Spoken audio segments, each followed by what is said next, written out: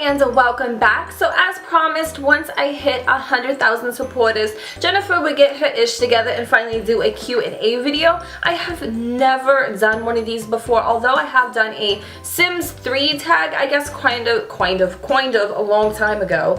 And I don't know if that counts as like a Q&A, but it did have a couple questions. If this is the first time or first video you ever seen of mine, well, hello there, nice to meet you. The name is Jen, aka Ask Urbansims, here on YouTube, where else obviously. And I create Sims LPs. I have been a fan since probably the walking of the dinosaurs. Like, I have been a fan since I was 11 years old. I am now 26 years old, so it's been quite a long time that I've been in love with this franchise. And so continuing on that love, I create Sims LPs and I like to throw in depth storylines and make them dramatic, kind of like little TV episode saga things. I do apologize if I'm like looking in not your direction. It's been a while since I filmed, especially in this room on this camera, so it takes a little bit of getting used to. But I do have my handy dandy notes here, so again, if I'm not looking at you, boo boo, I'm not trying to avoid eye contact with you. It's just I need my notes because I can't remember all this. I did want to say before we jumped into the video, thank you guys again so much for 100K. I am going to have a separate video entirely on it and basically reiterating how appreciative I am of you guys and how much I truly do love you from the bottom of my heart to the deepest pits of my soul.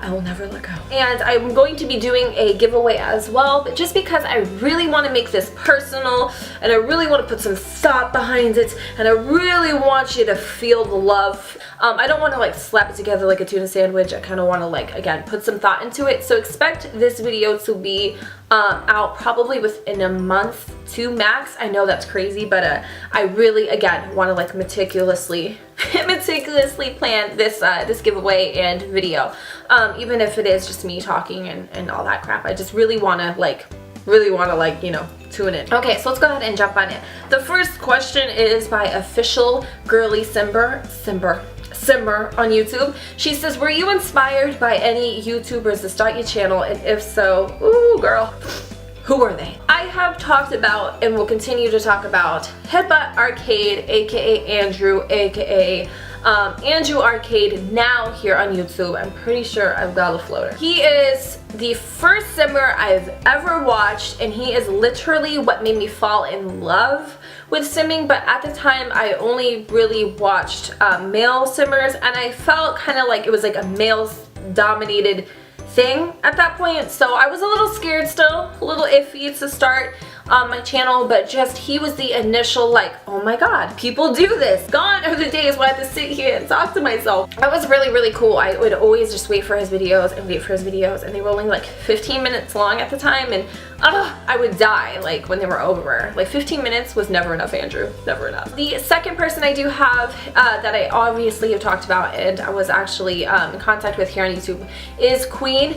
She has since passed. She actually passed away I think almost 2 years ago now, and she is just a beautiful soul. She is the first female Simmer I ever watched, and due to her charisma and just the way she carried herself, she didn't play, and she was just so funny and raw and unedited. So she was kind of what made me step out of my shell. But those two are the huge influences behind my channel. Second question we got is gaming with Shauna. Okay, could you discuss how you came to be so successful on YouTube? I just started up a simming channel and I'm always looking for advice on how to expand. FYI, I have not pre-thunk these answers, and I'm sorry, my nose is like freaking itching the shiznits out of me. I've not pre-thunk these answers, so I'm literally just kind of winging it. I wouldn't say that, okay, I've been thinking about this, like how do people become so successful on YouTube, whether it's LPing, beauty, whatever. I truly believe it is how much you put out into the community is how much you are going to receive. So if you're somebody who just sits there and like expects everybody and everything to kind of come to you, not gonna happen. Like, you literally need to go out there and support other people in order to kind of have it kind of come back around, I guess you could say. Not that that's a fake thing, like a genuine thing. Like when you go out there and you comment on other people's videos and you're not promoting yourself expecting to get something back, that really does help. So just by being an active member of the community, you will actually have it be returned to you. Obviously, having a passion for what you do is a big thing. If you really love and are like engaged in what content you are creating here on YouTube, people are going to see it and they're going to vibe off it. Nobody likes somebody who's just so monotone in their videos like a robot. Nobody likes that crap. I don't like that crap. Do you like that crap? No, I didn't think you like crap. I mean, let's be real. And then I think the very last thing is obviously being original. It is so easy to be inspired by other people when you are on YouTube, and kind of almost take influence from other people. And you know, that inspiration is totally cool. I take inspiration from other people all the time, but just like as long as you keep your niche in it and you don't totally forget what made you you, which is sometimes easy to do, you know, I think you'll be good. So basically being out into the community, kind of getting yourself out there, commenting and supporting other people, you know, being original definitely helps. Being unique, in order to be unreplaceable, one must be unique. And then the third thing is basically loving what you do and being true to yourself and not being anything that you aren't off screen. That was a long one. Hopefully you got what I'm saying. I may have not said some of those things right, but you probably get the gist of it. How old were you when you had your son? So many of you right now, I know the nose gen, might be like, oh, girl, you have a son. I mean, how old were you, boo-boo? First, I am 26, and I did have my son when I was 17. I was turning 18. And my son is currently 8 years old. He is going to be 9 in November. Oh my God. I know, right? It's kind of crazy. So that is the answer to your question. And Noah W. asked that. Good question, Noah. Terry Ann Sims wants to know, my question's for you. Do you have another job, or is this your main job? How much time does it take making the videos and then editing them? Oh, take up, basically. How long does it take for you to make the videos and edit them? So for the first one, do you have another job? I do. I am a stay-at-home mother and wifey. That is the best job on earth, hands down. I don't get paid, but I get rewarded in so many other ways by seeing my son grow. And this is, so if this, the question, or is this your main job?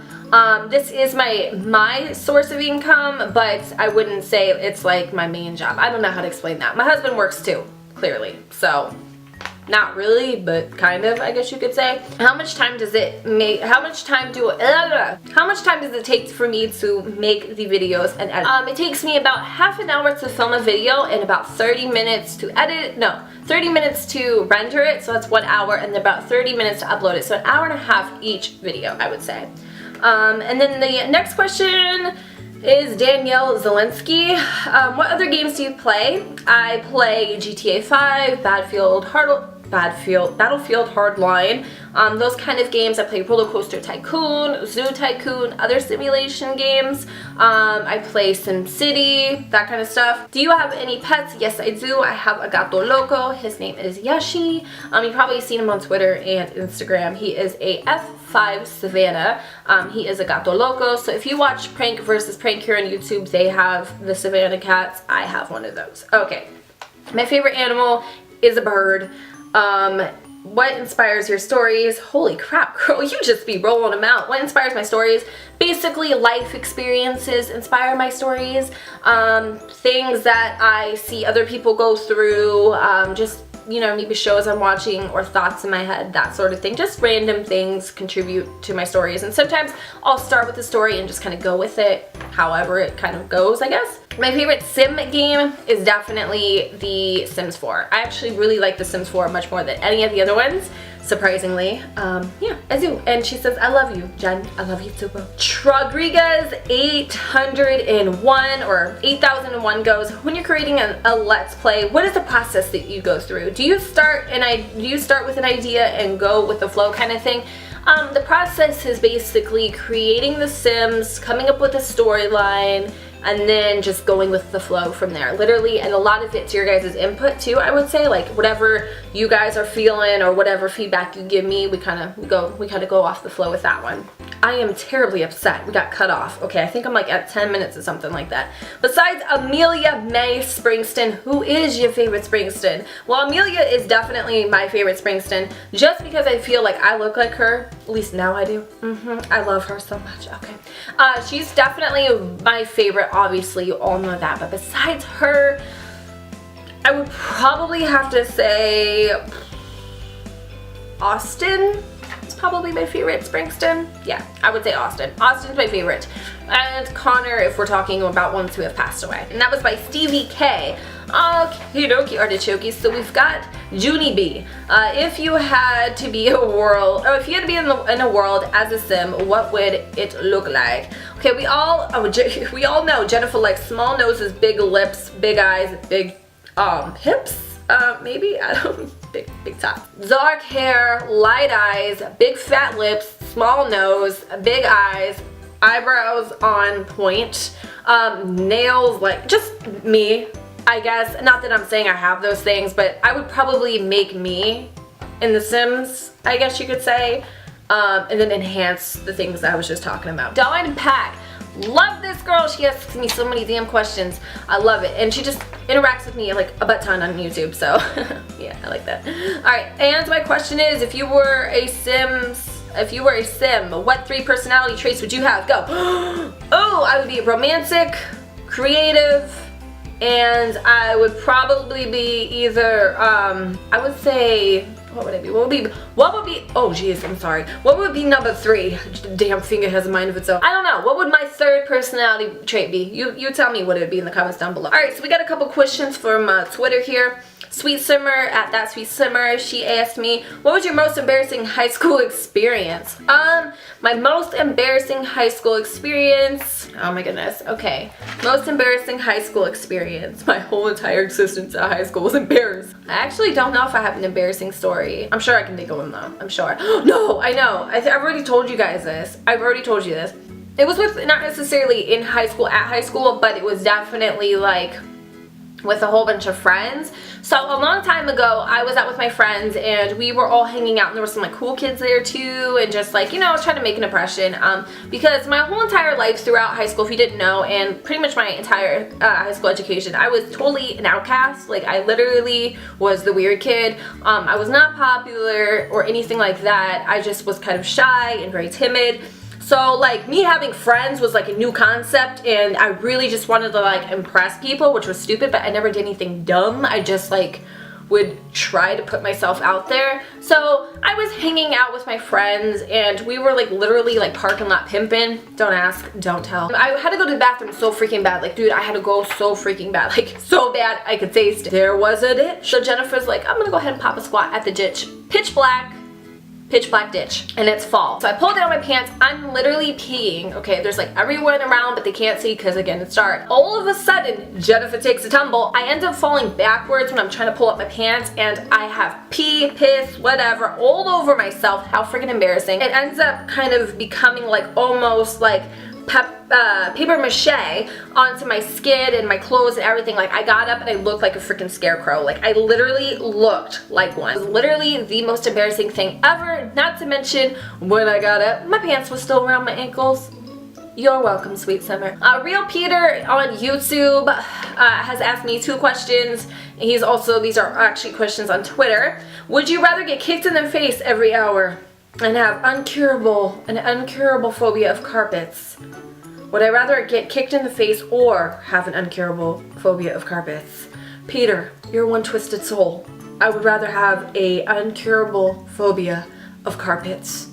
Yes, if I had to choose. For a real question though, any advice for new LPers, and also do you pre-plan your storylines and kind of go with it? I really actually just answered that question in the very beginning, so I'm just gonna go ahead and kind of like re-reference to the original like topic that I talked to in the beginning. That's kind of stupid. I didn't really mean to go on a tangent there and answer it, but basically if you're a new LPer, don't be shy, be original, go out and meet other people, like try to, you know, just get yourself into the community. Like literally, you know, create Twitter and interact with other simmers. Like a lot of us are really, really, really nice and sweet, and I love nothing more than helping out new simmers. Sometimes it's really hard to answer to everybody, but I try my best.